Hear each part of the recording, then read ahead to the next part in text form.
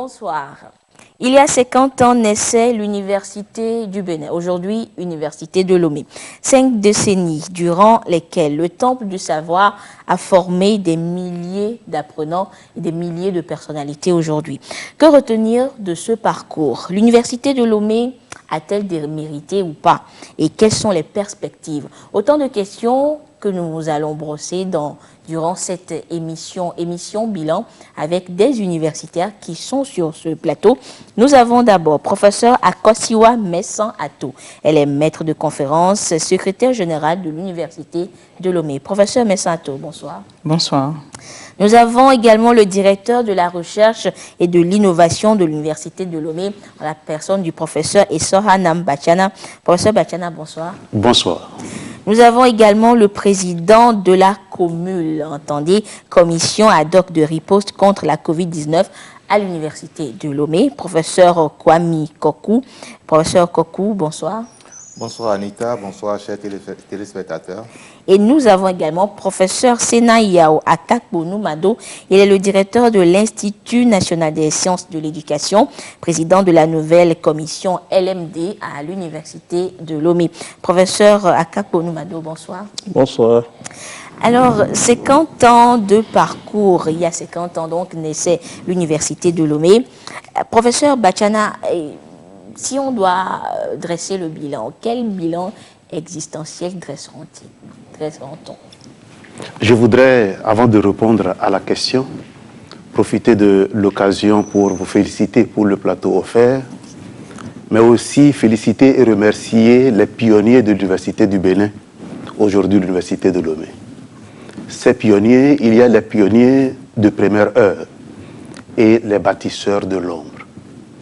Il y a en premier lieu le président Eyadema, qui, dans des circonstances extrêmement difficiles, avait fait le choix de créer une université au service de la nation togolaise.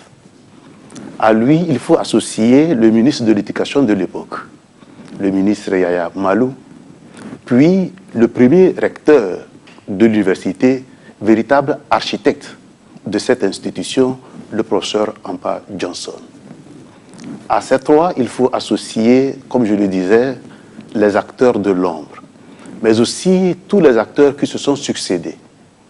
De très bonne mémoire, le recteur Sedo, le président Gaïbo, le président Ahadji, le président Beyassor, et bien entendu, celui qui hérite de tout ça là aujourd'hui, le président Kokoroko. Pour revenir donc à votre question, disons que l'Université de Lomé, ou l'Université du Bénin, aujourd'hui Lomé, a 50 ans. Mais l'histoire de l'université togolaise est vieille de plus de 50 ans. Elle a été construite dans un processus lent et progressif. Il faut dire qu'au sortir de l'indépendance, les pays africains n'avaient pas encore intégré l'enseignement supérieur dans leurs priorités. Mais les difficultés vont commencer par naître. Et à partir de ce moment-là, dans un contexte panafricain, les États ont fait le choix de se mettre ensemble. C'est dans ce contexte que, en 1965, la République du Bénin et celle du Togo font le choix de créer ensemble une université, l'Institut national, l'Institut supérieur du Bénin. Cet institut avait deux écoles, l'école des sciences à Porto Novo et l'école des lettres à Lomé. Cette école des lettres est donc l'ancêtre de l'Université du Bénin. Mais très rapidement, les défis qui se posaient à cette école des lettres vont être importants. D'autant plus que, il faut le dire, si en 1960, le Togo avait compté 23 bacheliers, 5 ans après, en 1965, il a enregistré 250 bacheliers. Et il commençait par se poser des problèmes de budget, puisque tous ces étudiants, en tout cas les plus méritants, devraient aller à l'extérieur. Dans ce contexte, il y avait des universités régionales, Abidjan et Dakar. Mais surtout, en 1968, puis la crise universitaire française, qui devient une crise universitaire des pays de l'Afrique francophone. Enfin, être démise dans les pays africains et certains étudiants togolais considérés à Dakar comme à Abidjan, à tort ou à raison, comme étant des instigateurs de la manifestation de 68 dans ces universités-là, ont été exclus. À partir de ce moment-là, le président Eyadema commence par réfléchir véritablement à la création d'une institution d'enseignement supérieur national. Et lorsque le 11 septembre 1970, on va dire, nous sommes aujourd'hui au 11 septembre, 50 ans jour pour jour, dans le Conseil de ministres qui précède le décret annonçant la création de l'Université de Lomé, le président Eyadema, dans son exposé lui-même, présente les raisons qui le poussent à créer cette institution. Il évoque deux raisons fondamentales. La première, ce sont les raisons économiques, doublées des raisons sociales et psychologiques, où il montre véritablement, avec l'appui des experts, que effectivement, envoyer les Togolais à l'extérieur commence par coûter cher à la nation. Mais il estime aussi qu'il était important d'interner l'enseignement et de togoliser l'enseignement supérieur. À partir de ce moment-là, le constat a été fait aussi que les Togolais qu'on envoyait à l'extérieur n'avaient pas démérité. Et ceux qui n'avaient pas pu aller à l'extérieur, parce que n'ayant pas les moyens, n'ont pas pu avoir accès à l'enseignement supérieur. D'où les raisons économiques et sociales qui président à la création. Mais il faut aussi relever, et le président Eyadema lui-même le dit, les raisons d'ordre politique. Ces raisons d'ordre politique consistaient à dire qu'une nation indépendante doit véritablement se prendre en charge à tout point de vue et qu'il n'était pas nécessaire d'envoyer à chaque fois les Togolais à l'extérieur alors qu'ils peuvent se faire former à l'intérieur. Donc voilà les raisons fondamentales qui vont présider à la création de l'Université du Bénin, aujourd'hui l'Université de Lomé, le 14 septembre 1970. 50 ans aujourd'hui, lorsque on parcourt cette histoire, on va identifier trois grandes périodes dans l'histoire de l'Université du Bénin. Il y a la première période qui va de 1970 à 1988-89. Cette période est considérée comme la période de balbutiement, avec l'apport important de ceux-là qu'on appelait les missionnaires, mais également les coopérants. Cette période a consisté à mettre en place les différentes infrastructures, puis à alimenter les écoles qui avaient été créées. Rappelons qu'en 1970, 5 écoles avaient été créées. L'école de médecine, l'école des lettres, l'école des sciences, l'école de droit, d'économie et de gestion, puis l'Institut supérieur de technologie. Cette période des écoles va prendre fin véritablement autour de 1988, lorsque, en appui à ces écoles-là, on a créé d'autres établissements. Et l'on s'est rendu compte qu'il faut passer des écoles aux facultés. Les facultés ont commencé par se créer à partir de 1988, mais surtout commence une période importante de l'histoire de l'université africaine, et particulièrement l'université togolaise, lorsque, à l'occasion des crises sociopolitiques que le Togo a connues dans les années 90, les coopérants vont partir. À partir de ce moment-là, effectivement, les Togolais prennent véritablement en main aussi bien l'enseignement que la recherche à l'université de Lomé. On va partir de cette période de 90 jusque dans les années 2005-2006, lorsque, véritablement, sur les recommandations des universités du Rezao, l'université togolaise, comme l'ensemble des universités, feront le choix de passer d'un système dit traditionnel à un système plus dit moderne, le système LMD. Donc voilà, de façon assez ramassée, les trois grandes périodes de l'histoire de l'université du Bénin, aujourd'hui université de Lomé. Peut-être il faut rappeler sur cet élément-là pourquoi l'université du Bénin alors que l'université est à Lomé. Oui. Il faut dire qu'au sortir de cette indépendance-là, il était question aussi, dans une perspective de décolonisation des mentalités, faire l'éloge de tout ce qu'il y avait comme héros et de grande mémoire de l'histoire africaine.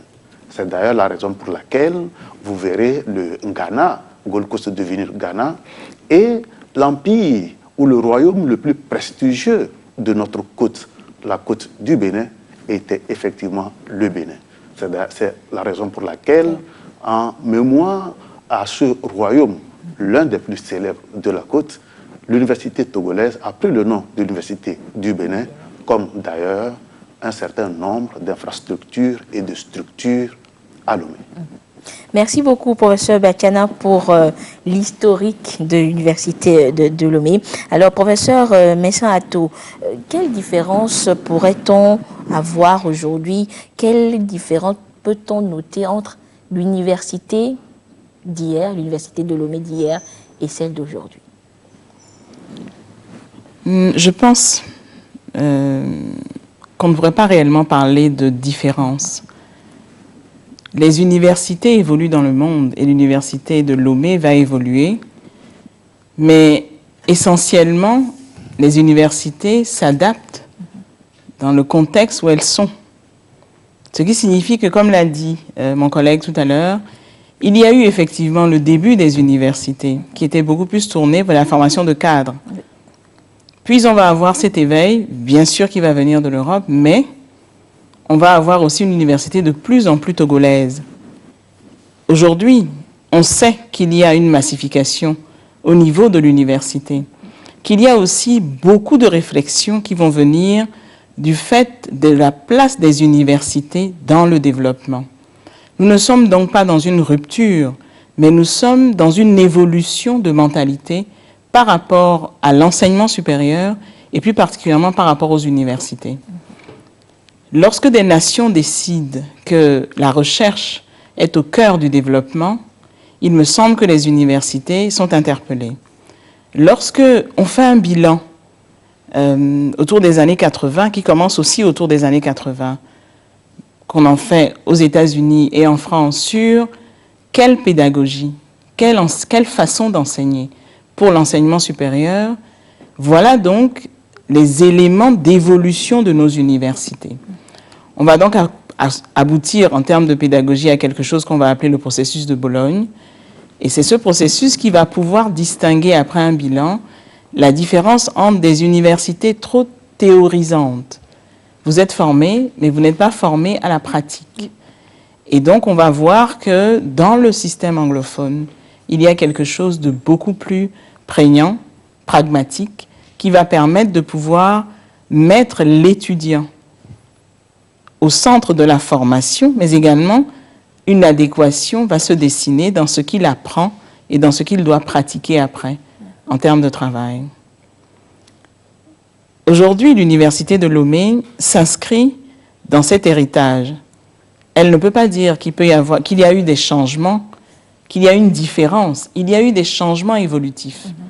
Mais dire qu'il y a une différence, ce serait un petit peu osé. Hériter d'une université, comme vient de le dire le professeur Batiana, avec une vision, une construction, des améliorations, oui, nous nous inscrivons dedans et nous revendiquons les 50 ans de l'université. Car aucune des périodes n'a démérité et aucune des périodes n'est hors de notre histoire, de notre appropriation de l'histoire de la première université togolaise. D'accord. On a donc compris que c'est une évolution, une continuité. Alors, l'université, on comprend, l'université naît, vit et s'adapte et ne mourra pas. C'est une continuité. Alors, professeur Kokou, quelles sont les réformes nécessaires, ou on va dire les réformes clés qui ont été introduites dans, disons, l'évolution ou la vie de l'université de Lomé jusqu'à là? Merci beaucoup. Je voudrais d'abord revenir sur un point qu'a relevé mon collègue Batiana. C'est les 3 périodes de l'université de Lomé. Et Madame Ato Messan est revenue sur un point essentiel, c'est la massification qui va changer complètement la façon d'enseigner et la façon d'appréhender même les étudiants en face de l'enseignant. Parce que ça va agir beaucoup sur la qualité de la formation que nous donnons. L'Université de Lomé, tel qu'il a dit, en 1970, non, 68 déjà, il nous parle de 250 étudiants. Mais aujourd'hui, nous sommes à 70 000 étudiants. 70 000 étudiants à former, c'est beaucoup de boulot. Alors, pour revenir sur la question que vous avez soulevée, en matière de réforme, beaucoup de réformes. Il y a la réforme LMD, je ne vais pas toucher. Nous avons, j'ai à ma droite le spécialiste du LMD. Je vais plutôt m'attaquer beaucoup plus sur ce que le Togolais lambda ne voit pas comme changement à l'Université de Lomé en matière de recherche, en matière de réflexion, de réforme. Oui, c'est ça que vous ne voyez pas. Je vais, par exemple, dire aujourd'hui, nous avons un devoir, service rendu à la communauté. Qu'est-ce que nous apportons à nos sociétés? C'est très important et ça préoccupe tellement les universitaires. Ce qui fait aujourd'hui qu'en matière de réforme dans le secteur de la recherche, nous avons remis à plat toutes les structures de recherche. Il avait si bien dit d'ailleurs, la recherche au Togo, ou bien à l'Université de Lomé, a commencé, d'après ce que l'historien nous dit, dans les années 90. Les premiers docteurs ont été formés vers la fin des années 90. Donc à partir de cet instant, nous avions en place ce que nous appelons les formations doctorales. Et nous avons des laboratoires qui commencent par naître. Parce qu'avant, on a investi beaucoup dans la formation, dans la pédagogie. Et à la fin des années 90, là, il y a le boom de la recherche avec les laboratoires. Nos aînés, ils sont tous vivants aujourd'hui, qui ont mis en place les laboratoires de recherche que nous, on a hérité aujourd'hui. Merci à eux. Je tiens à les remercier très, très sincèrement. Donc, ces structures de recherche, aujourd'hui, il faudrait les mettre à plat et les remettre dans un cadre donné. Et donc, c'est le travail que nous sommes en train de faire avec le directeur de la recherche et de l'innovation à l'Université de Lomé. Et nous avons remis à plat toutes ces structures de recherche qu'on avait organisées en équipe de recherche, en laboratoire de recherche, en institut de recherche, en centre de recherche, pour animer des structures fêtières que nous appelons des écoles doctorales.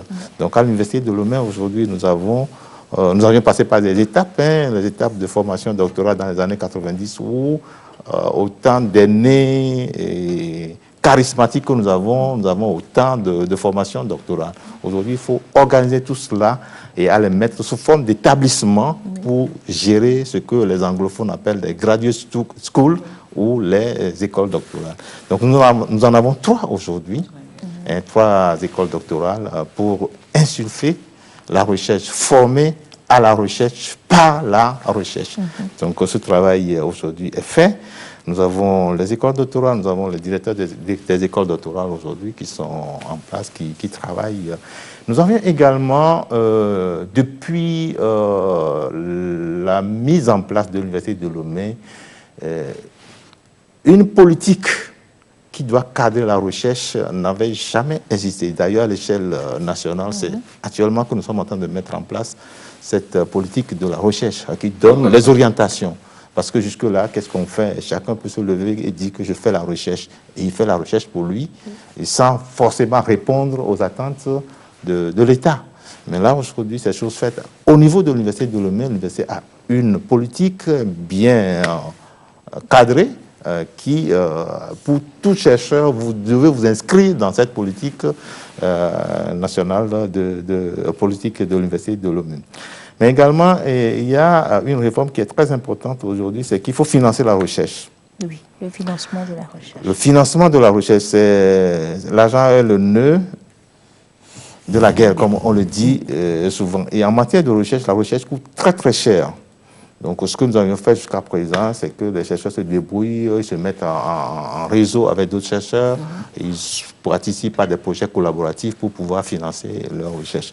Mais je crois qu'aujourd'hui, il faudrait qu'on change de paradigme, aller vers le financement de la recherche. C'est-à-dire que l'État, après avoir élaboré sa politique de la recherche, l'université, après avoir élaboré sa politique de recherche, doit pouvoir dire aux chercheurs aujourd'hui, voilà l'orientation que je voudrais que vous preniez pour pouvoir répondre aux besoins de la nation. Et là, aujourd'hui, nous avons le directeur de la recherche et en face de moi, nous avons des fonds compétitifs pour financer la recherche. Ce sont des formes de candidature qu'on peut lancer chaque année et avec les besoins. Enfin, les besoins d'abord, mais aussi les moyens dont nous disposons. Parce qu'une chose, c'est de dire, bon, voilà, je mets de l'argent pour faire de la recherche, mais combien on met? Je viens de le dire, la recherche coûte hyper cher.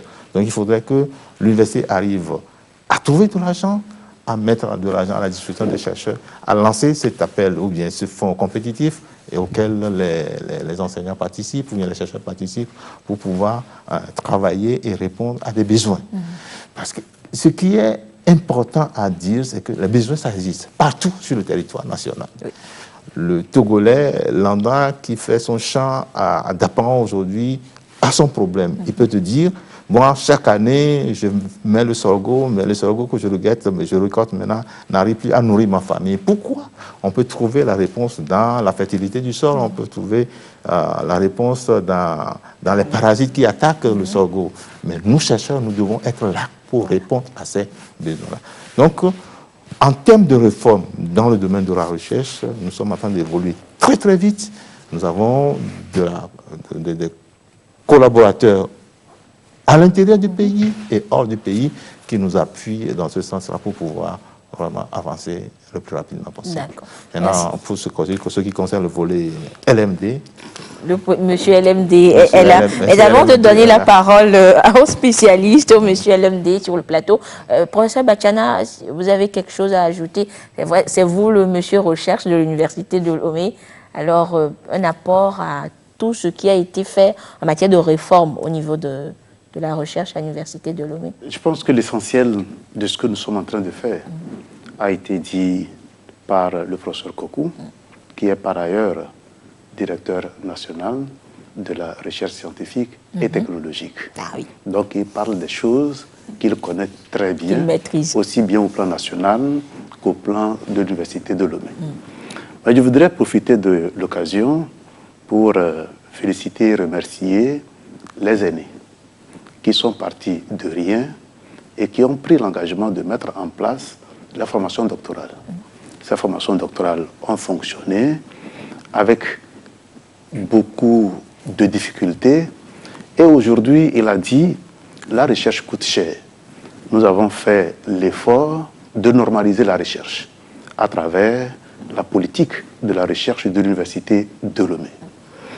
Nous avons aussi réussi à faire comprendre aux chercheurs que parce que la recherche coûte cher, il est suicidaire d'entreprendre des initiatives individuelles. Donc, ils doivent se mettre ensemble pour travailler, pour collaborer. D'où la création des équipes, des laboratoires, des centres et des instituts. Nous sommes passés de cette phase théorique à une phase d'opérationnalisation. D'autant plus que les laboratoires qui existaient, l'on a renforcé leur capacité en termes d'équipement pour leur permettre d'être à la pointe de la technologie, mais en même temps d'accompagner les acteurs que sont les chercheurs dans le renforcement de leurs capacités. Il faut aussi dire que la recherche, il a dit, parce qu'elle coûte cher, il faut pouvoir passer véritablement de la simple production de la connaissance à la valorisation de cette connaissance. D'autant plus que le reproche qui nous est fait, et l'université elle-même se fait son propre procès, c'est que nous n'avons pas encore réussi à passer l'étape de la production de la connaissance vers la valorisation de ces connaissances-là. Et effectivement, nous avons engagé des réformes assez profondes et Dieu merci, l'État togolais a accepté d'accompagner ce processus. Je voudrais ajouter donc aux structures de recherche que nous avons pu mettre en place la mise ou la création des centres d'excellence. Et aujourd'hui, l'Université de Lomé peut se féliciter de disposer de 3 centres d'excellence accompagnés aussi bien par l'État togolais que par la Banque mondiale. Et ces centres d'excellence, notamment le CERSA qui a déjà invécu, a fait ses preuves aussi bien au plan national qu'au plan international, à telle enseigne le CERSA a eu plusieurs accréditations montrant véritablement la qualité et le sérieux du travail produit. On va espérer que les autres centres de recherche s'inscrivent dans cette dynamique. Nous avons aussi, dans le contexte de la recherche, fait l'effort d'adapter la recherche aux besoins nationaux. Et justement, parce que si nous produisons la recherche et ça ne sert pas aux communautés, on n'aurait rien fait. C'est d'ailleurs dans ce contexte que des discussions sont en train d'être menées pour créer, au-delà des structures de recherche, des pôles avec pour objet la droite ligne qui a été tracée par la politique de la recherche vers ce qu'on peut appeler les pôles d'excellence. Et nous devons véritablement aller vers ces domaines-là qui sont porteurs non seulement de la connaissance, mais de la valorisation de la connaissance et qui sont en mesure de répondre aux préoccupations économiques et sociales de nos concitoyens. D'accord. Merci beaucoup, professeur Bachana. Professeur, vous voulez ajouter quelque chose? Je voudrais juste ajouter un point. C'est que l'université a fait l'effort aussi de réfléchir sur ce que peut être la plateforme de la recherche. C'est-à-dire qu'en mesurant ses faiblesses et ses forces, elle a pu, et en regardant aussi les besoins nationaux, la plateforme de la recherche existe aujourd'hui à l'Université de Lomé. Je voudrais le mettre en parallèle avec ce que disait le professeur Kokou. Oui, nos aînés ont créé des laboratoires qui nous ont permis d'évoluer, d'arriver jusqu'ici.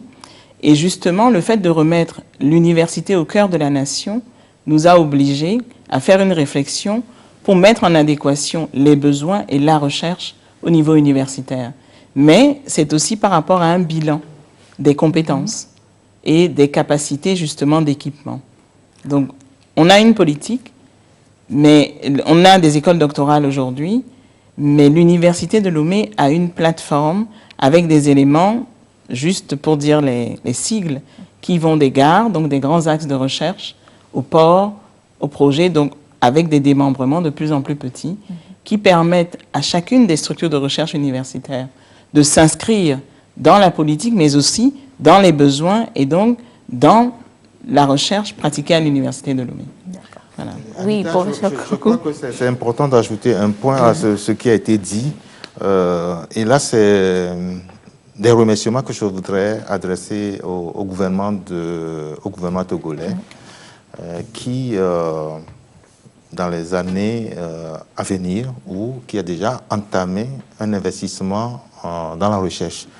Il a évoqué justement les 3 centres d'excellence. Les 3 centres d'excellence, quand on en parle, il a évoqué l'appui que la Banque mondiale nous apporte. Mais en fait, c'est un investissement de l'État togolais, avec bien sûr l'appui de la Banque mondiale. Et je peux vous dire que dans les 3-4 années à venir, ces 3 centres vont coûter environ 18 millions de dollars à l'État togolais. Avec bien sûr une partie qui est un prêt et l'autre partie qui est un investissement enfin un don. Donc je voudrais inciter là-dessus et profiter de cette chaîne, de ce plateau pour remercier l'État togolais sur ces efforts qui sont en train d'être faits pour accompagner la recherche. Et on souhaiterait qu'on aille plus loin que cela. Et d'ailleurs, il y a d'autres projets qui sont derrière, qui vont favoriser la recherche dans notre pays. Voilà ce que je voudrais dire pour compléter ce qu'ils ont dit. Merci beaucoup, cher professeur. Et là, nous avons découvert un peu tout ce qui a été fait du côté de la recherche, au niveau de la recherche à l'Université de Lomé. Et parlons également d'évolution, de réformes. Des réformes ont également été entreprises au niveau pédagogique, au niveau de l'enseignement lui-même. Et nous allons donc vers le professeur, le monsieur LMD sur ce plateau. Alors, professeur Akakponou Mado, dites-nous, de façon sommaire ou brève, on va dire, toutes les réformes qui ont été introduites en matière de pédagogie à l'Université de Lomé. Merci. L'Université de Lomé a évolué, comme l'ont dit les collègues, depuis 1970 jusqu'à aujourd'hui, dans les 2 domaines de sa mission, à savoir la recherche et l'innovation dont on vient de parler, et puis l'enseignement et la formation, et les deux au service de la nation jusqu'à aujourd'hui. Dans le domaine de l'enseignement et de la formation qui couvre donc ce que nous appelons la pédagogie, l'université a suivi les grandes phases d'évolution dont a parlé le collègue Bachana et a toujours essayé à s'adapter à son contexte, à s'adapter au contexte international, au contexte national et à répondre aux besoins de l'heure. Donc du début jusque dans les années 2000, l'université a fonctionné selon ce que nous appelons la méthode classique d'organisation pédagogique. Donc on avait les années académiques, on avait l'organisation des enseignements sous forme de matière que l'étudiant suivait, mais à la fin de l'année, on faisait donc la moyenne de l'ensemble des notes obtenues dans toutes les matières pour décider si l'étudiant progresse en année suivante ou s'il doit reprendre toute l'année qu'il n'a pas pu donc valider, si on peut parler ainsi. Et puis il y avait des diplômes qu'on connaissait. Il y avait le diplôme d'études universitaires générales, le DUG. Il y avait bien sûr la licence qui est toujours restée. Il y avait les maîtrises. Il y avait par la suite le troisième cycle avec le diplôme d'études approfondies ou les diplômes d'études supérieures spécialisées. Et plus tard avec la création des formations doctorales, donc le doctorat. Alors, à partir des années 2000, avec l'évolution dans les sciences de l'éducation et puis les réflexions qui ont commencé par se faire sur la qualité de l'enseignement au niveau de l'université. Vous savez qu'à l'université, on ne parlait pas jusque-là de pédagogie universitaire. Le chercheur qui soutient sa thèse de doctorat est appelé à l'université à transmettre son savoir et son savoir-faire aux étudiants sans aucune préparation à l'avance. Mais à partir des années 2000, les réflexions sur le fonctionnement pédagogique de l'université et les évolutions théoriques en sciences de l'éducation ont fait comprendre que ce n'est pas possible de continuer dans cette façon de faire. Et l'université de Lomé également s'est mise à réfléchir sur sa méthode de formation. Et il y a eu des premières tentatives de réorganisation de la formation à l'université sous forme de modules d'enseignement. Et puis quelques années après, donc, on est passé à la réforme que nous appelons réforme LMD à partir de 2008. Et avec la réforme LMD, c'est toute l'organisation pédagogique de l'université qui change. On parle de semestrialisation, donc les formations sont organisées par semestre.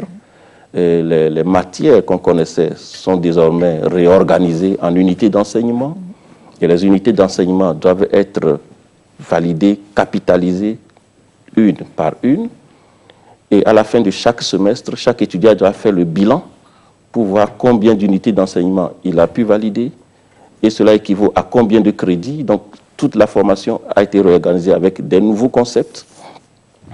Et puis, au même moment, il y a également les réflexions sur la préparation pédagogique de l'enseignant dans un nouveau contexte de relation entre l'apprenant et le formateur. Alors, toutes ces réformes ont été mises en place en 2008 avec beaucoup de préparation, beaucoup de sensibilisation de toute la communauté universitaire, des formations à l'endroit des enseignants pour les préparer donc à ce nouveau rôle d'éducateur, de formateur qu'ils doivent jouer. Du chemin a été parcouru. En 2018, l'université a voulu faire ce bilan de 10 ans de réforme LMD à travers un audit pédagogique qui a été réalisé, un audit interne bien sûr, et qui a montré les forces, les évolutions, les faiblesses et les défis par rapport à cette réforme LMD. Et suite donc au rapport de cet audit pédagogique interne, eh bien l'université poursuit la réforme LMD en cherchant à améliorer ce qui reste encore pour que l'université puisse répondre à la qualité de formation exigée à la fois au niveau interne de notre pays, mais aussi au niveau international. Et cela est très important pour faciliter aujourd'hui une lecture transversale internationale des formations qui sont données, pour faciliter également la mobilité des apprenants, la mobilité des formateurs également. Donc voilà un peu tout ce qui a été fait sur le plan pédagogique depuis 1970 jusqu'à aujourd'hui. La réforme se poursuit et va toujours s'améliorer pour avoir une formation de qualité. De qualité. Et on reviendra tout à l'heure vers vous, professeur Noumado, pour découvrir les perspectives dans ce secteur, ce domaine-là. Et parlons des réformes, professeur Messan-Ato, des réformes ont été également introduites dans le fonctionnement même de l'université. Hier, on nommait les doyens, aujourd'hui, on les élit. On a eu les élections décanales et autres. Alors, dites-nous, pourquoi ce changement-là? Pourquoi on a décidé de se tourner vers ce mode de fonctionnement-là à l'université? Et est-ce que c'est payant? Alors, je voudrais dire déjà que les élections des responsables d'établissement, ça a été le cas pendant plusieurs décennies, en fait.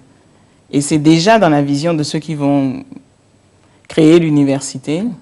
Il me semble que c'est un contrat que l'on prend avec ceux que l'on va diriger par rapport à une plateforme.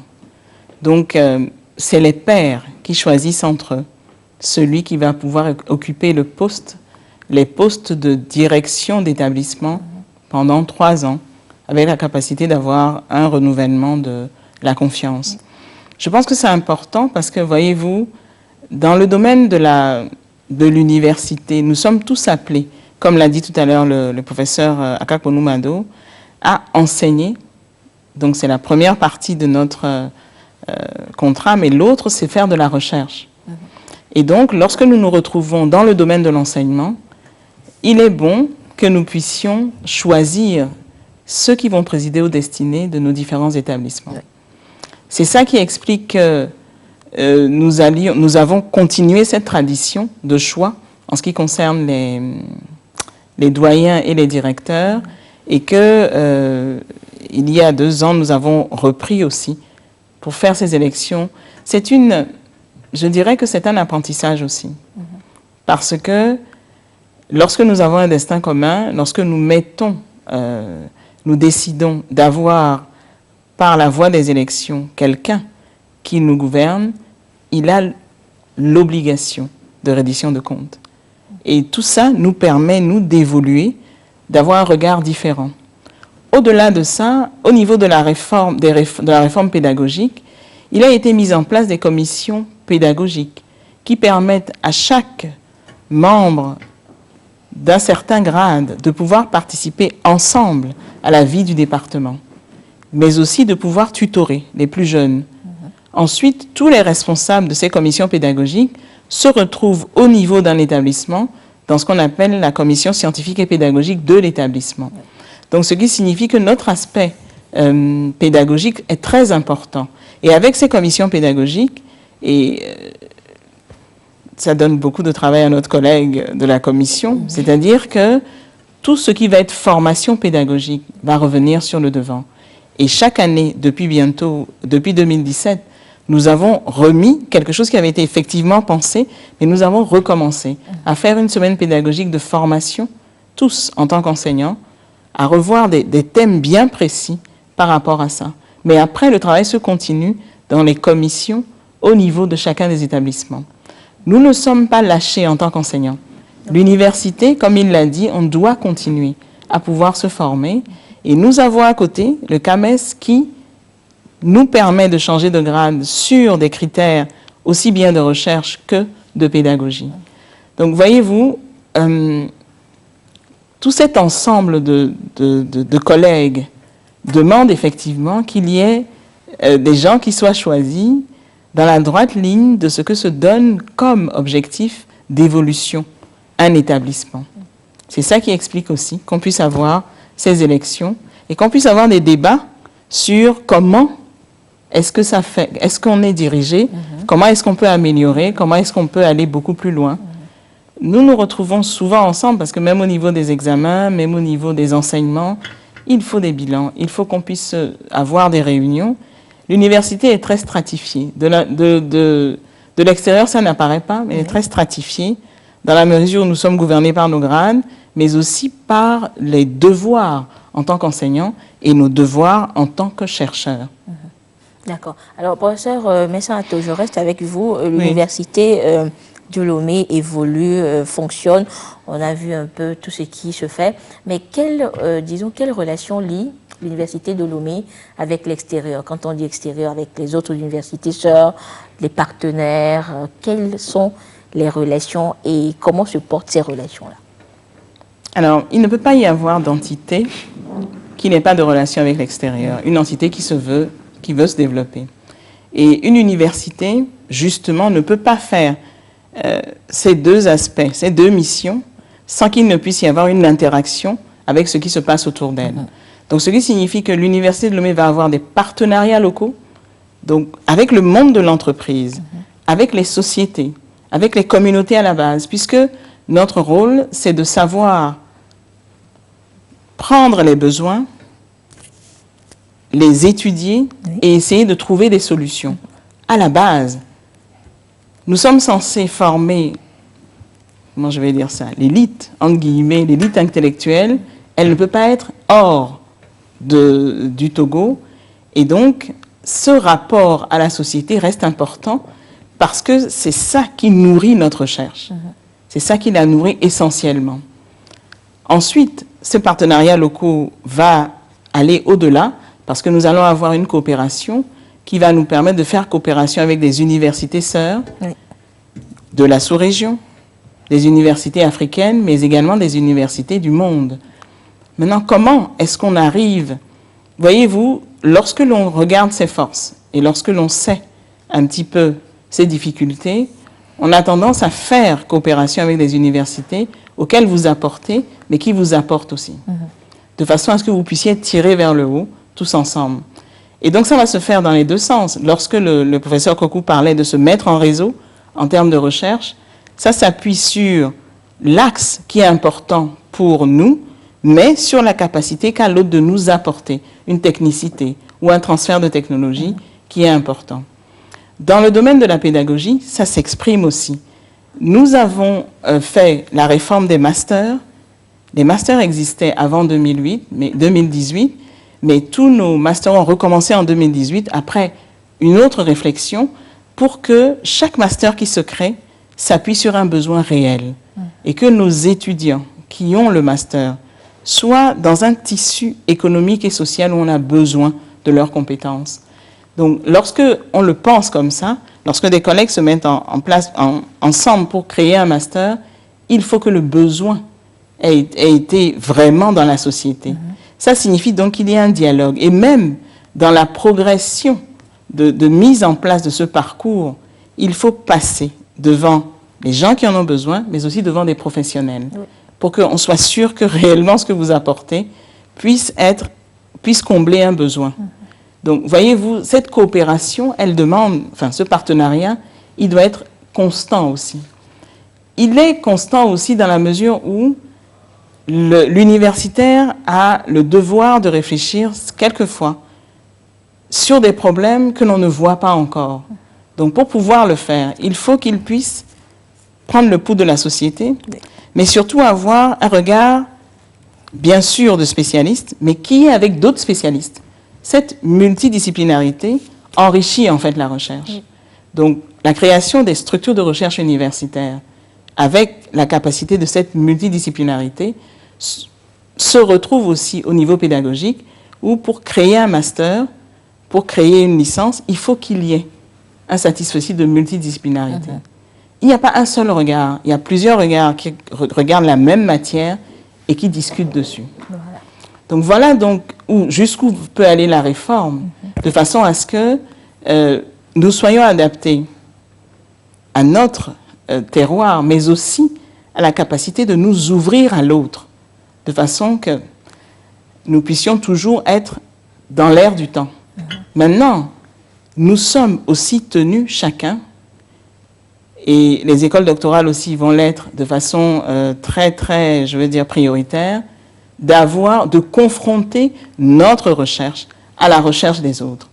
Parce que c'est eux qui diront, oui, vous êtes dans vous n'y êtes pas encore, etc., etc. Vous voyez, Voilà. donc, la coopération est indispensable. Elle est nécessaire. Elle est nécessaire, elle est transversale et elle se porte bien actuellement à l'Université de Lomé parce que vous avez pu voir que de plus en plus de conventions sont signées avec des sociétés locales, mais également aussi avec des partenaires internationaux et avec des partenaires qui, eux, maintenant, nous demandent à ce que nous puissions nous mettre ensemble pour faire formation ponctuelle, initiale, continue. Nous avons déjà ce terreau qui existe.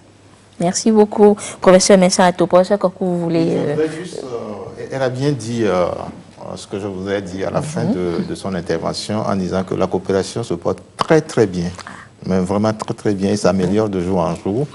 Et je voudrais apporter juste un témoignage en disant que mon service était en charge de faire la cartographie de la coopération, c'est-à-dire le Togolais, avec qui le Togolais échange. Et donc cette cartographie nous montre qu'à l'échelle nationale d'abord, il y a tout un tas de partenariats que nous tissons. À l'échelle sous-régionale, je veux dire dans l'espace CEDEAO, nous sommes en relation avec tout le monde. Et quand on monte au niveau continental également, c'est pareil, le Togo est partout.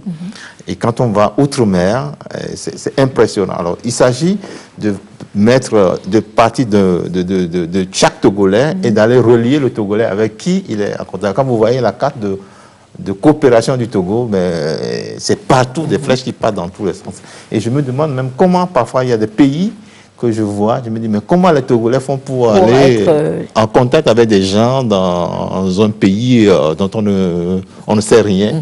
Donc, c'est pour vous dire confirmer que ça se porte très très bien et ça se cultive encore de plus en plus. Et les Togolais vont de plus en plus loin dans des aspects qu'on ne connaissait pas. Voilà ce que je voudrais dire. Oui. Peut-être un exemple précis. Oui. Pour arracher la parole au professeur Kokou. Un exemple précis. Lorsque la pandémie commence, enfin, lorsqu'on est dans la pandémie, le président de l'Université de Lomé nous réunit pour créer justement cette fameuse commune. Mais un des objectifs de la commune va être de travailler avec la sous-région. Et très vite, on va avoir des sollicitations. Mais au fur et à mesure, et à l'interne, nous allons donc travailler avec les collègues chercheurs. Et ça va donner donc une émulation jusqu'à ce que, aujourd'hui, nous puissions dire que nous avons des éléments de qualité qui s'ajoutent à la recherche, mais également aussi beaucoup de sollicitations externes pour pouvoir avoir une coopération par rapport à cette pandémie. Donc on voit bien qu'on n'est parti que d'un seul pôle, mais on a eu. Autre chose aussi, c'est que nous nous sommes rendus compte que il y a eu beaucoup de publications de publications mondiales autour de la Covid-19. Et lorsque nous revenons, lorsque le COMUL commence, lorsque nos collègues de l'université nous envoient des écrits, on se rend compte que nous sommes au même niveau que plusieurs dans le monde. Nos mathématiciens vont prédire la suite, nos sociologues vont s'y pencher, les psychologues vont être dedans. Vous les avez d'ailleurs reçus, les anthropologues vont en parler, et nous sommes au cœur d'une multidisciplinarité qui est vivante. Et donc, obligatoirement, ça signifie qu'il y a une coopération qui est vivante aussi. Qui se porte bien. Alors, professeur Bachana, justement, on a évoqué la recherche, l'innovation, sûrement que vous rejoignez vos collègues. La coopération avec l'extérieur au niveau de la recherche se porte bien. Elle se porte absolument très bien. Et d'ailleurs, pour être dans le concret, de 2016 à juin 2020, l'Université de Lomé a ratifié 77 conventions. Sur ces 77 conventions, il y en a qui sont en lien avec les structures locales et il y en a qui sont en lien avec les institutions internationales. Beaucoup d'universités extérieures, parce que justement, la recherche ne peut pas se faire en vase clos. Il faut même rappeler que lorsque on parle de l'intégration africaine ou de la mondialisation, c'est d'abord au niveau de la recherche que cette intégration s'exprime. Nous savons très bien qu'aujourd'hui d'ailleurs, vous ne pouvez pas mener une étude doctorale jusqu'à la soutenance sans qu'il n'y ait des contributions extérieures. Et même dans l'évaluation de la production scientifique, on fait appel à des expertises internationales pour montrer effectivement que la coopération avec l'extérieur se porte très bien, aussi bien au niveau de la recherche qu'au niveau de la pédagogie. Et en cela, vous allez voir beaucoup de mobilité, qu'il s'agisse de la mobilité étudiante ou de la mobilité enseignante. Beaucoup d'enseignants vont à l'extérieur pour se parfaire en matière pédagogique, mais pour confronter également les résultats de leurs recherches avec les autres recherches ailleurs. C'est de la même chose au niveau des étudiants. Des gens viennent, nous aussi, nous allons à l'extérieur et ça s'exprime très bien.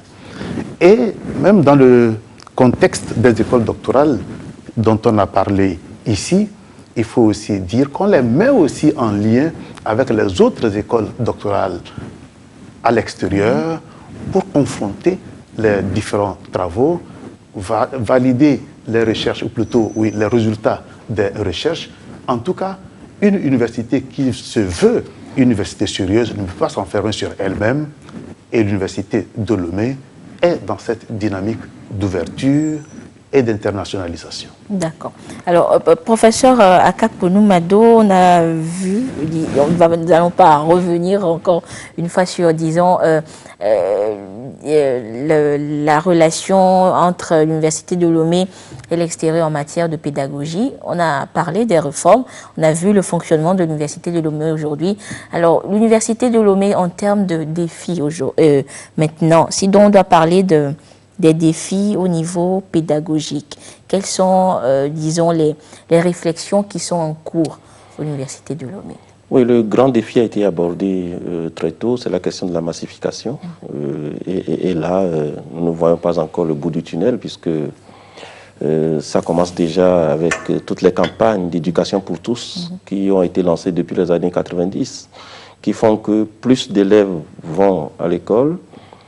Et vu que notre système d'enseignement est organisé de façon verticale et ne propose pas beaucoup de possibilités aux apprenants avant le baccalauréat de s'orienter vers d'autres types de formations, et après le baccalauréat également, comme le système n'offre pas d'autres possibilités aux étudiants, eh bien, tous les bacheliers vont vers les universités ou les établissements d'enseignement supérieur. Et c'est l'université de Lomé qui prend la plus grande partie des nouveaux bacheliers. Jusqu'au-delà de 70% des nouveaux bacheliers s'inscrivent chaque année à l'université de Lomé. Donc c'est le grand défi qu'il faut relever. Mais il faut savoir que dans l'histoire des universités, eh bien, aucune université n'a jamais réussi en multipliant les infrastructures, etc., à relever ce défi. Donc il faut d'autres réflexions pour réussir à maintenir la qualité de la formation dans ce contexte. Donc les réflexions se poursuivent. Et un défi qui est aussi très récent, c'est l'impact de la pandémie sur la formation, l'enseignement à l'université de Lomé. Avec la pandémie, on a fermé toutes les institutions de formation le 20 mars dernier. On a pu reprendre pour finir l'année en cours. Enfin, on est en train de faire les évaluations. Mais déjà, nous réfléchissons à la suite, puisque la pandémie ne va pas finir d'ici ou en décembre ou janvier. Or, l'année finie, il faut reprendre une nouvelle année académique. Donc, les réflexions sont en cours pour voir comment on peut, en utilisant donc, le numérique, gérer à la fois le défi de la pandémie, mais aussi gérer le défi de la massification. Et donc, toutes ces réflexions sont actuellement en cours et nous parlons même d'une transition numérique à l'université. Donc, la pandémie va nous amener à réagir rapidement sur ce défi de numérisation qui a commencé d'ailleurs depuis longtemps puisque c'est un axe important de la réforme LMD. Donc, les réflexions ont commencé, c'était embryonnaire, il y a eu des évolutions, etc. Il y a eu quelques formations de certains enseignants à l'utilisation des technologies de l'information et de la communication pour enseigner, pour faire de la recherche. Mais aujourd'hui, cela s'impose, on n'a plus le choix, On est obligé d'y aller. Donc, c'est un très grand défi que nous devons relever si nous voulons que dans quelques mois, l'université puisse ouvrir encore ses portes. D'abord à tous les étudiants qui y sont déjà, mais à tous ces nouveaux bacheliers qui vont frapper à ses portes. Donc, voilà les grands défis. Massification, numérisation, gestion de la pandémie. Et sur le plan pédagogique, donc, il y a d'autres défis qui ont été également identifiés dans l'audit pédagogique sur lesquels nous travaillons, notamment la question de la formation même des enseignants. Et depuis qu'on a fini cet audit pédagogique, eh bien, on a institué une formation pédagogique systématique de tous les enseignants qu'on recrute à l'université. On a intégré une initiation à la formation, à la pédagogie universitaire dans tous les parcours de master-recherche, de sorte que désormais n'enseigne à l'université que quelqu'un qui a fait de la recherche jusqu'à son doctorat, mais qui est préparé à la conception des ressources pédagogiques, qui est préparé à la communication didactique, qui est préparé à la gestion des apprenants, qui est préparé à l'évaluation des apprentissages. Et ce travail donc est en cours et nous allons continuer à y travailler puisque c'est un grand défi également à relever. Et pour aller aussi dans la transition numérique, il faut donc préparer les enseignants à tout cela, l'utilisation de la technologie. Donc voilà quelques grands défis que je peux citer. Des défis qui attendent donc l'université de Lomé en matière de pédagogie. Professeur Kokou, d'autres défis? Oui, je voudrais ajouter quelques défis. C'est vrai qu'on a parlé de la recherche ici. Et j'aurais du mal à sortir d'ici si on ne parle pas des défis de la recherche aussi. Si. Il y en a tellement. Il y en a tellement, mais je ne vais pas tout citer. Le directeur de la recherche. Le directeur de la recherche est en face de moi, mais un défi très important pour la recherche, c'est l'équipement des structures de recherche. Vous avez certainement vu nos défaillances depuis cette pandémie. Et nous sommes passés plusieurs fois devant vous et chaque fois qu'on vient ici, le discours que nous tenons par rapport à cette maladie évolue tous les jours. Ça veut dire que nous n'avons pas eu le matériel nécessaire pour pouvoir cerner cette maladie et vous dire la vérité. D'ailleurs, ce n'est pas un cas particulier pour le Togo, même à l'échelle internationale. Les grands pays, les pays développés ont aussi évolué dans le discours en matière de connaissance de cette pandémie. Donc moi, je pense aujourd'hui qu'il est très important de penser à l'équipement de nos laboratoires. Et c'est en cours. Nous avions cité les 3 centres aujourd'hui. Il y a des efforts qui sont en cours et qui vont venir aussi. Il faut aller dans ce sens-là. Et nous pensons sérieusement, le président de l'université pense sérieusement à la mise en place à l'université de Lomé d'un institut de recherche pharmacologique et médicale. Parce que c'est de ça qu'il s'agit pour faire face à une maladie comme cette pandémie. Et de plus en plus aujourd'hui, nous allons faire face à des maladies de ce type-là, des maladies comme ça qui vont survenir et brusquement et changer le fonctionnement de tout le monde, et comme la pandémie l'a fait. Également, dans le cadre de cette pandémie, nous avions vu quelque chose d'extraordinaire qu'il faut continuer à cultiver. Nous avions parlé tellement de la coopération en oubliant la relation de travail entre les chercheurs sur le campus. Et cette maladie, moi, m'a permis de me mettre en face des collègues cliniciens, des pharmacologues, sociologues, psychologues, et discuter d'un même sujet, ce qu'on ne faisait pas. Et je crois que ça, c'est à cultiver. Et il faut aller au-delà de ce partenariat que nous avons pu découvrir à partir de la pandémie. L'autre chose également qui a été toujours reprochée aux universités, c'est notre ouverture, mettre à la disposition de tout le monde les résultats de la recherche. La valorisation des résultats de la recherche, ça c'est également un défi énorme à relever. Et il y a des choses qui se font aujourd'hui, dans un premier temps, à l'échelle régionale. Par exemple, le Togo, le Bénin, le Burkina Faso, le Sénégal sont aujourd'hui dans un partenariat pour valoriser, une synergie, pour valoriser les résultats de la recherche dans l'espace CEDEAO. Et d'autres pays vont se joindre à nous. Et ça, c'est une innovation en matière de recherche. Également, porter nos résultats vers les entreprises. Porter nos résultats vers les entreprises. L'ASG disait tout à l'heure que nous avons cité beaucoup de partenariats avec les industries de la place.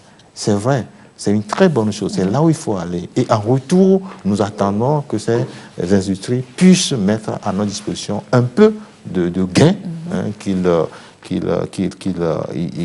récoltent à partir de leur travail de tous les jours. Et c'est en cela que nous pouvons financer la recherche. Ça se fait de plus en plus. Par exemple, dans le cadre de la pandémie, nous avons eu Simtogo qui nous a donné de l'argent pour faire de la recherche et faire face à cette maladie. Et de plus en plus, je crois que c'est vers là où il faut aller.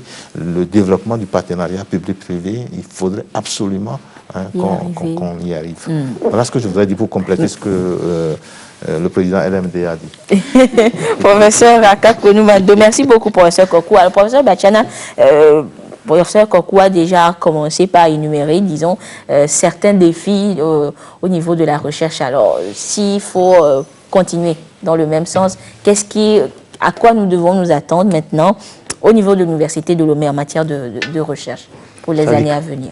Au-delà des défis technologiques et techniques, des défis financiers dont il a déjà parlé et qui sont importants, je pense que l'un des défis majeurs, c'est la remise en cause de l'enseignant ou du chercheur lui-même, qui commence par se mettre véritablement en cause et faire de sorte que, dans la droite ligne de la politique qui a été définie, entreprendre des recherches qui puissent être en lien avec les besoins sociétaux. Et nous l'avions dit, beaucoup de nos travaux dorment dans les tiroirs. Il faut une instance de valorisation de ces produits-là pour impacter le développement socio-économique. Merci beaucoup, professeur Bachana. Alors, professeur Messan-Ato, d'autres défis également attendent l'Université de Lomé. Et si nous devons découvrir peut-être les défis en matière de démocratie universitaire, on va dire, dans le fonctionnement même de l'université. Quels sont les défis qui attendent? C'est vrai que la question a suscité la réaction de tout le monde. Mais on pose la question à la secrétaire générale de l'université. Exactement. Avant d'aller vers cet aspect-là, je voudrais revenir sur 3 éléments. Il reste, même si aujourd'hui l'Université de Lomé, sur le plan infrastructurel, plaît beaucoup, il reste un défi en infrastructure. Si on veut développer la recherche, il faut des laboratoires aux normes. Si on veut avoir des réponses à la massification, une meilleure pédagogie, il faut des infrastructures pédagogiques aussi aux normes. Donc, ce qui signifie que sur le plan infrastructurel, l'université n'a pas fini. Et c'est plus l'administration, donc, parce que vous vouliez qu'on aille vers ce côté-là, c'est plus l'administration qui est à même de répondre à ce défi. L'autre défi que je voudrais beaucoup plus...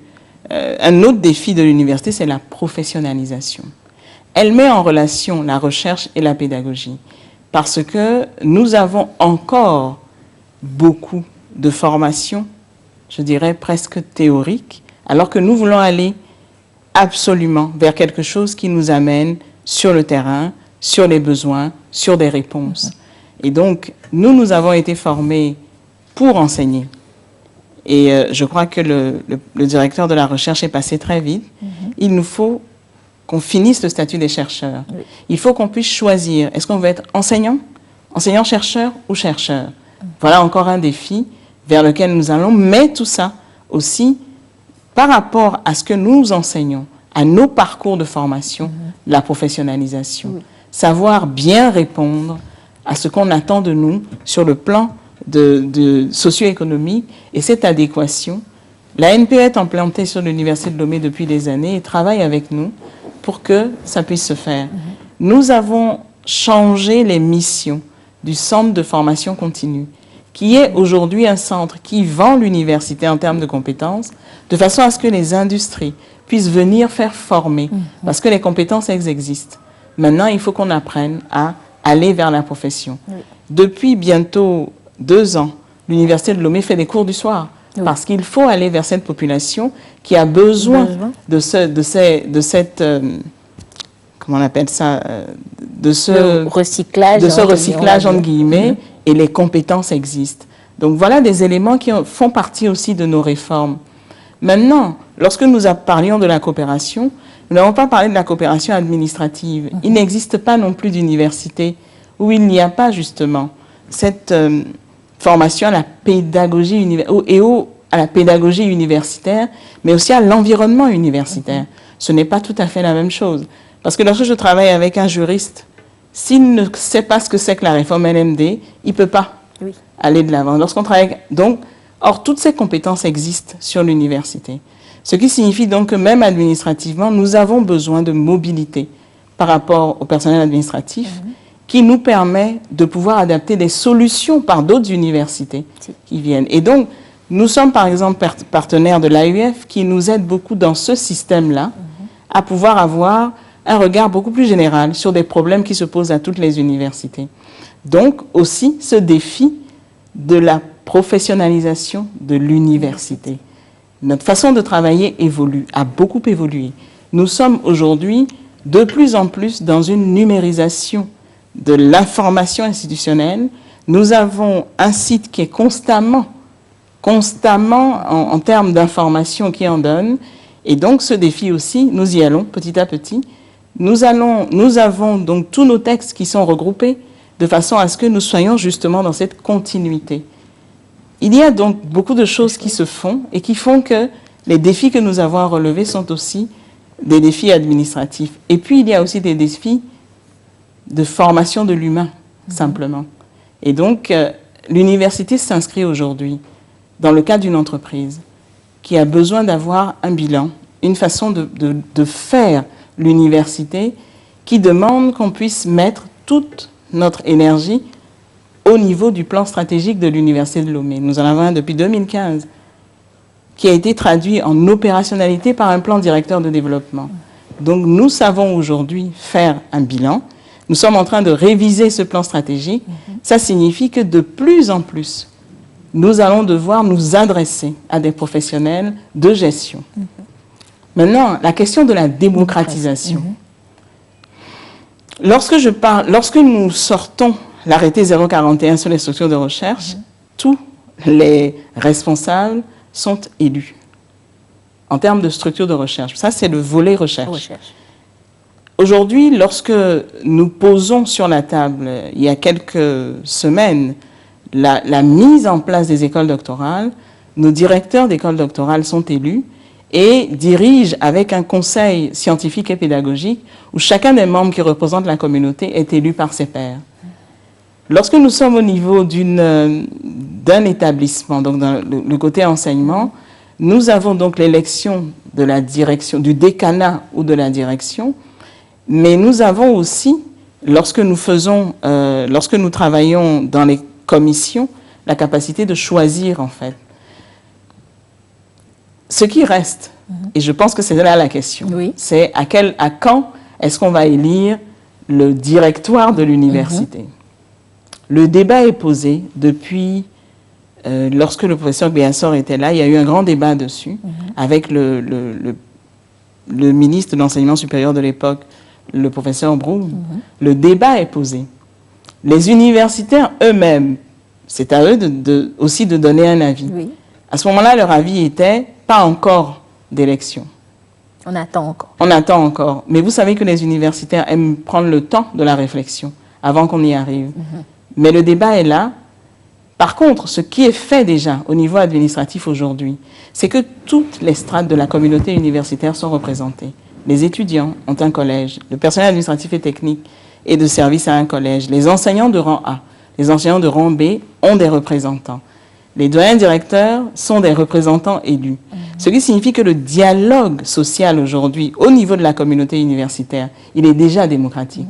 Et sur plusieurs plans, on va avoir une démarche participative. Reprendre, par exemple, les enseignements, reprendre la vie de l'université, a donné lieu à une séance marathon avec tout le staff pour que toutes les strates soient consultées.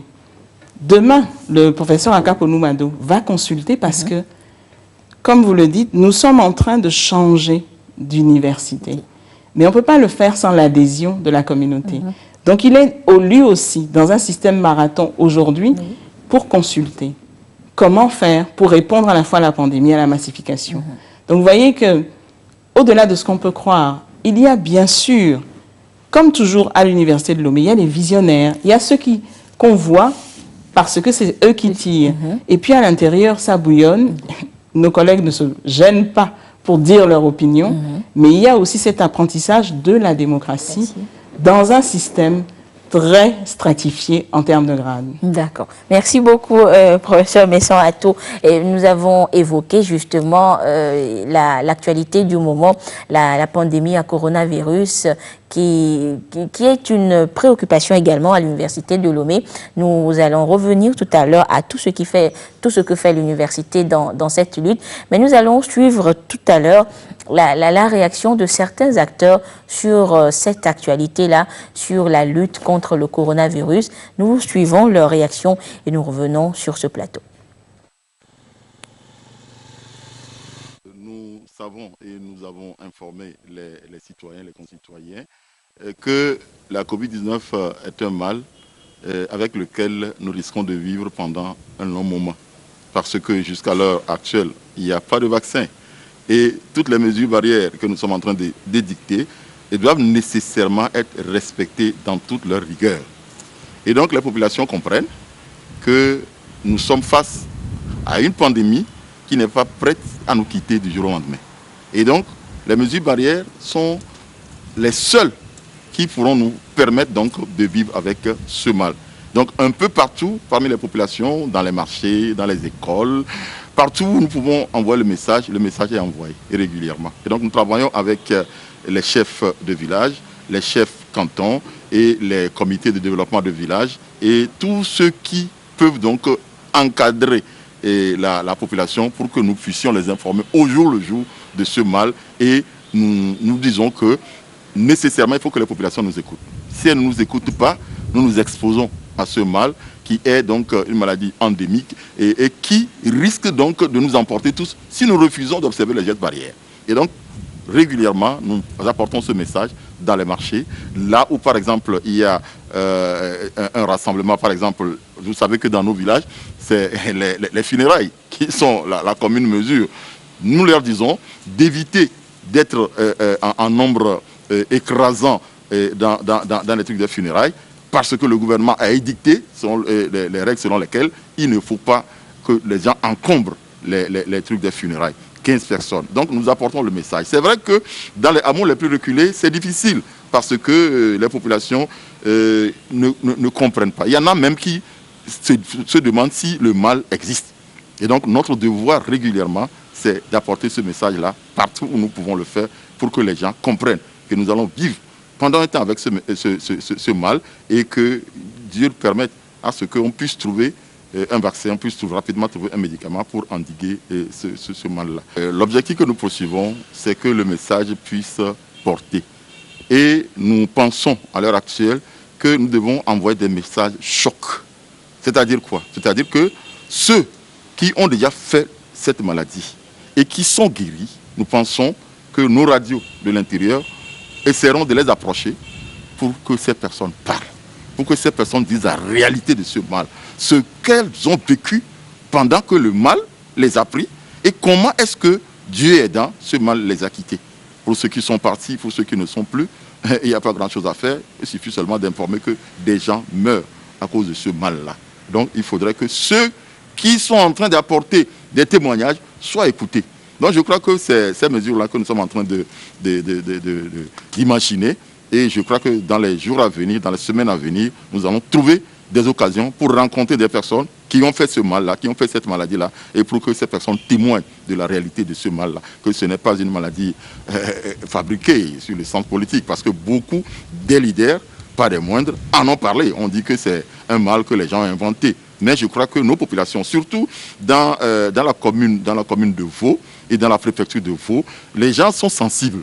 Quand vous voyez les gens, même si ceux qui n'y croient pas vous approchent, ils vous disent « nous sommes persuadés que le mal existe quand même ». Donc très peu sont ceux-là qui continuent donc de faire leur bombance en se disant que le mal n'existe pas. Dans notre commune, je crois que les gens sont assez sensibilisés. Et lorsque nous allons choquer les gens avec des messages de ceux qui ont déjà fait cette maladie, je crois que nous irons loin avec la sensibilisation, avec la mobilisation que nous sommes en train de faire. Je crois que c'est un point que nous allons expérimenter pour voir ce que ça va donner. Cette dernière semaine, le constat est vraiment réel. Nous voyons que de plus en plus de cas sont détectés chaque jour. Et également, depuis quelques semaines, nous avons presque un jour sur deux des décès parmi les cas qui ont été dépistés. Donc, c'est une situation vraiment préoccupante. C'est une situation préoccupante parce que si nous continuons à avoir des cas positifs, pratiquement près d'une quinzaine de cas chaque jour, mais on se pose des questions. Comment est-ce qu'on va faire pour sortir de cette situation? Donc vraiment, c'est une situation qui est très préoccupante. Le fait qu'on trouve plus de cas aujourd'hui ne peut que s'expliquer prioritairement par le fait que dans la population, les gens baissent les bras. Les gens baissent les bras. C'est comme si les gens actuellement banalisent complètement le problème de Covid-19. Les gens ne respectent plus toutes les mesures qui ont été édictées par les autorités. En l'occurrence, le respect des mesures barrières. On a refusé que les gens se rassemblent en grand nombre dans des situations de fête, de deuil ou autres. Mais malheureusement, on a eu beaucoup d'exemples que ces derniers temps-là, aussi bien pour des fêtes, pour des cérémonies religieuses, pour des cérémonies traditionnelles, des mariages, les gens font fi des règles qui sont édictées et les gens se trouvent en grand nombre dans ces situations-là. Et pire encore, les gens se retrouvent dans cette situation et ils ne respectent pas les mesures barrières. Les gens ne portent pas les cache-nez comme on l'a demandé, la distanciation sociale n'est pas respectée et c'est tout ça qui fait que malheureusement les cas ne font qu'augmenter dans notre pays. Il faut vraiment que nous prenions conscience dans la population, que les gens prennent conscience, que les gens reviennent à ce qu'ils faisaient au début de la pandémie. Au début de la pandémie, lorsque ça a été annoncé, les gens avaient eu peur. Et tout le monde s'évertuait à respecter les mesures que le gouvernement demandait de respecter. Mais malheureusement, comme je l'ai dit, maintenant les gens ne le font plus. Donc il faut qu'on reprenne conscience. C'est dommage que, jusqu'à aujourd'hui, vous trouvez encore certaines personnes dans la population qui ne respectent pas les mesures barrières et quand vous leur posez la question, ils vous demandent, mais vous-même dans votre famille là, est-ce que vous avez eu un cas? Donc ça veut dire que les gens sont toujours dans le déni jusqu'à aujourd'hui. Et c'est ça qui est vraiment un peu grave. Donc les gens, la population, les gens doivent prendre conscience. Et je pense que ça fait déjà plusieurs mois que nous sommes dans cet état, dans cette phase-là de sensibilisation. Et peut-être qu'il va falloir que l'autorité prenne des dispositions pour commencer à sévir d'une certaine manière, pour que les gens qui refusent de respecter les règles qui sont édictées, pour que les gens prennent conscience et respectent ces règles-là. Ça fait pratiquement 6 mois ou plus que le virus sévit dans notre pays. Et les autorités ont pris les décisions adéquates pour vraiment mettre l'accent sur la sensibilisation. Et nous avons au niveau de la commune d'Agogne V2, précisément dans le canton de Libacito, on a fait beaucoup de sensibilisation. On a utilisé les voitures sonorisées chaque fois pour passer. Mais la difficulté, c'est au niveau des funérailles. Il faut le dire, c'est difficile. Je donne un exemple. La fois passée, il y a une vieille qui est décédée avec pratiquement 100 petits-fils, 90 deuxième fils, arrière-fils. Et même la famille, déjà, ça fait plus de 150. On ne peut pas dire qu'on ne va pas enterrer cette dame sans que la famille ne soit là. Mais c'est au niveau des funérailles que nous rencontrons des difficultés. Ce que nous essayons de faire, c'est de faire en sorte qu'ils puissent respecter les mesures barrières. Surtout, porter les bavettes et respecter la distanciation. On recommande que les gens ne dépassent pas 15-20 en un seul tenant au niveau de la maison mortuaire. Au niveau du marché, c'est vrai aussi que la pression a un peu diminué parce que les gens, chaque jour, la même chose, et ça rentre dans les routines. Et malheureusement, les gens baissent la garde. Ce que nous faisons, c'est d'aller de temps en temps pour rappeler que la maladie existe. Surtout qu'on a suivi une émission la fois passée, c'est le fait que le virus peut se métamorphoser. C'est ça qu'il faut comprendre. Au niveau de la préfecture, chaque semaine, on fait une réunion avec le préfet. Au niveau communal, on fait une réunion avec le chef canton et avec les représentants des femmes, des groupes organisés, pour leur rappeler l'importance de respecter les mesures barrières. C'est vrai, ça devient routine, mais nous ne devons pas baisser les bras parce que c'est le moment à jamais de pouvoir terminer la lutte que nous avons commencée il y a de cela quelques mois.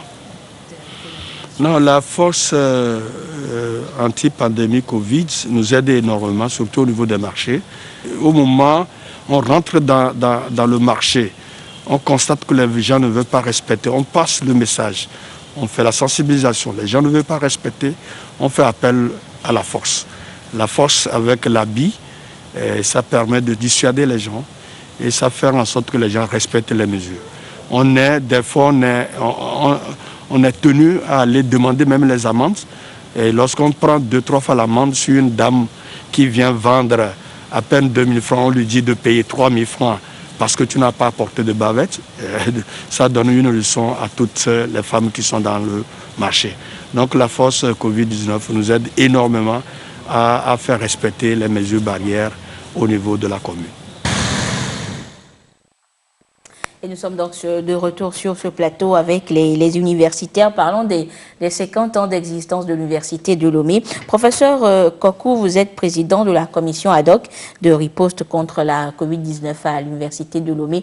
Dites-nous très rapidement ce que fait l'université de Lomé justement dans sa participation dans la lutte contre cette pandémie. Merci beaucoup. Je crois que à différents passages ici, j'ai toujours insisté sur ce que l'université fait. Nous faisons beaucoup de choses. Déjà, quand nous prenons, depuis le début de la crise, les universitaires sont au front. Et les cliniciens qui sont partout dans les centres de santé, c'est des universitaires. Et puis aussi, au niveau de la fabrication de matériel de protection, nous sommes présents. Et notamment la fabrication de solutions hydroalcooliques. Nous avons fourni des solutions hydroalcooliques un peu partout au Togo, à toutes les sociétés d'État, les sociétés privées. Aujourd'hui, si j'ai les chiffres en tête, nous avons fabriqué plus de 120 000 litres de solutions hydroalcooliques que nous avons diffusées sur tout le territoire national.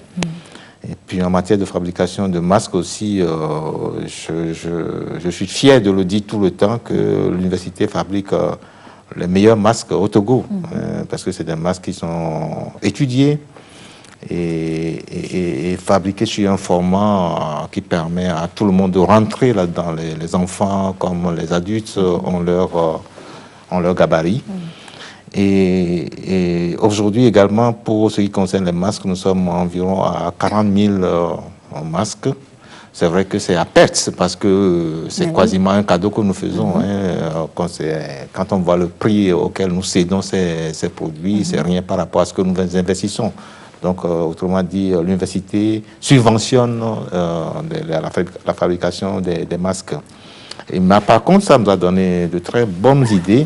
Nous avons mis en place aujourd'hui un comité d'experts, qui est un comité d'experts de l'université de Lomé qui arrive à valider la fabrication des produits hydroalcooliques à l'échelle nationale, la fabrication des masques. Comité qualité. C'est un comité qualité, oui, qui est d'ailleurs, nous travaillons avec le PNUD, avec la HOC, et l'OMS, ils font partie de ce comité-là qui arrive à valider tous ces produits de protection contre la pandémie. Et également, cette maladie nous a donné une idée géniale, c'est la mise en place aujourd'hui d'une société de fabrication, de production et de commercialisation de tous ces produits-là. Et d'ailleurs, nous envisageons aller au-delà. Pas envisager, c'était ça le programme même, aller au-delà de tout ce qui est fabriqué pour lutter contre la pandémie, mais tout ce qui est produit de recherche aujourd'hui, résultat de la recherche aujourd'hui, serait commercialisé par cette société qui est déjà mise en place. Mais je sais que ce que les Togolais attendent beaucoup de nous, c'est surtout la coopération que nous avions mise en place, bien le partenariat que nous avons mis en place avec les médecins, les praticiens de la médecine traditionnelle. Les tradipraticiens. Pour les tradipraticiens, comme vous les appelez, pour nous sortir peut-être un phytomédicament amélioré pour lutter contre la pandémie. Et ça va être fait, et c'est déjà fait, je vais le dire. Je vais insister encore là-dessus. Je l'avais déjà dit sur vos plateaux ici. Nous avons aujourd'hui 3 produits qui sont sortis de chez les praticiens de la médecine traditionnelle, plus déjà les produits qui sont déjà testés par nos cliniciens, même déjà, nous allons les mettre ensemble. Donc 5 produits au total qui vont être testés et je vais peut-être anticiper sur l'annonce en disant que dès la semaine prochaine, nous allons faire la grande déclaration. Nous l'avons fait déjà il y a 2 mois que nous allons commencer. Mais on avait dit justement au cours de cette réunion, cette conférence de presse, que nous avons des choses à faire, à préparer d'abord les produits, les malades qu'il faut soigner. Ceux qui vont soigner, il faut faire un travail de formation à ces gens-là. Donc là, on est prêt. Juridique. On est prêt aujourd'hui, le cadre juridique, pardon, merci beaucoup. Et on est prêt aujourd'hui pour lancer, dès la semaine prochaine, vous allez attendre la bonne nouvelle. Bon, donc, disons, on a l'exclusivité au cœur de la nation. Vous aurez la bonne nouvelle dès la semaine prochaine. Merci beaucoup, professeur. Un aspect également un aspect que vous avez souvent ignoré, sur lequel nous travaillons beaucoup, c'est la coopération internationale. On l'avait dit ici, mais ça, c'est très important. Donc, nous sommes en collaboration avec les pays de la sous-région. Et sur ce plan, nous avons fait beaucoup d'efforts, mais comme il n'y a pas le temps, je reviendrai là-dessus. Oui, vous reviendrez, disons, sur un plateau spécial Covid pour parler de tout ce que l'université fait en matière de lutte contre cette pandémie. Alors, nous sommes arrivés à la fin de cette émission spéciale 50 ans de l'université de Lomé. Mais avant de vous laisser repartir, chers professeurs, chers universitaires, je vais vous donner la parole pour peut-être votre mot de fin, mais également une idée de ce que vous faites de l'université de Lomé de demain. Alors, professeur Akakbonou Mado, nous allons commencer avec vous. L'université de Lomé de demain, c'est celle à laquelle nous travaillons déjà aujourd'hui. Elle sera la suite de toutes les réformes qui sont entreprises. Elle sera une université plus moderne, elle sera une université plus ouverte, une université plus au service de la nation. Une université numérisée qui sera donc en mesure de répondre à tous les grands défis de l'heure, les grands défis de demain, notamment les défis de développement de notre pays, développement économique, développement sur le plan social, sur le plan politique, sur le plan environnemental, etc. Vous savez que l'université doit pouvoir donc contribuer dans tous les secteurs, dans tous les domaines de la vie de la nation. Voilà brièvement ce que je vais vous répondre. De l'université de Lomé de demain. Merci beaucoup, professeur Sena Yao Akakbonou Mado, directeur de l'Institut national des services de l'éducation et président de la nouvelle commission LMD. Professeur Kokou, votre mot de fin. Je vais être très bref. Le défi aujourd'hui à relever pour une université de l'avenir, c'est de former des cadres togolais de qualité. Parce que nous n'avons pas honte de le dire, nous sommes arrivés à un point aujourd'hui où la massification a fait en sorte que les produits que nous avons aujourd'hui laissent à désirer. Et il va falloir rehausser très rapidement le niveau pour qu'on puisse fournir à notre pays des cadres de qualité. Voilà. Merci beaucoup, professeur Komi Kokou, président de la commission ad hoc de riposte contre la COVID-19 à l'université de Lomé. Professeur Messan Ato, votre mot de fin, mais votre idée de l'université de demain. Mais moi, je dirais que l'université de demain, mon idée de l'université de demain, c'est d'abord une université qui sait d'où elle vient. Et je pense que demain, samedi, nous allons honorer nos pionniers. Il ne peut pas exister une université qui ne sache pas d'où elle vient, ni quels ont été les acteurs principaux. Donc les premiers acteurs vont être honorés demain pour que des étudiants qui arrivent et qui sont nés il n'y a pas longtemps, puissent se souvenir de noms de gens qui ont construit notre université. L'université de demain aussi, je m'inscris dans ce que disait le professeur Akakponoumado, c'est une université où le numérique a pris sa place. Lorsque nous avons commencé, pour garder la relation pédagogique, les cours à distance, nous restons dedans. Et donc, ce qui signifie que demain, ce sera une université où il faudra avoir la capacité de pouvoir offrir aux étudiants quelque chose qui donne qui est dans l'air du temps, mais qui est vraiment moderne. Je voudrais donc remercier aussi mes collègues ici, mais surtout vous dire que l'université de demain, c'est celle que nous voulons tous, celle qui est non seulement arrimée à ce qui était, mais celle qui est ouverte sur un avenir numérique, de recherche, de pédagogie et de coopération.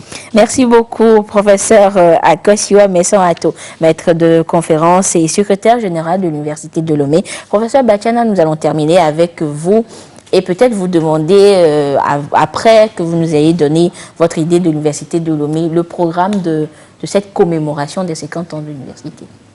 Je rêve d'une université où les produits de la recherche sont au service du développement. Pour revenir sur le cinquantenaire, nous l'avons voulu très sobre parce que la Covid-19 est dans. Mais nous l'avons placé sous le sceau, Madame le secrétaire général vient de le dire, de la méditation, en confiant l'université à Dieu. Nous l'avons placé sous le sceau de la mémoire, en honorant des aînés, et nous l'avons placé aussi sous le sceau du service à la communauté. Et le président de Comul vient de le dire, nous allons le lundi faire l'annonce des soins cliniques relativement à la Covid. Et donc aujourd'hui, il y a déjà la prière musulmane qui est passée.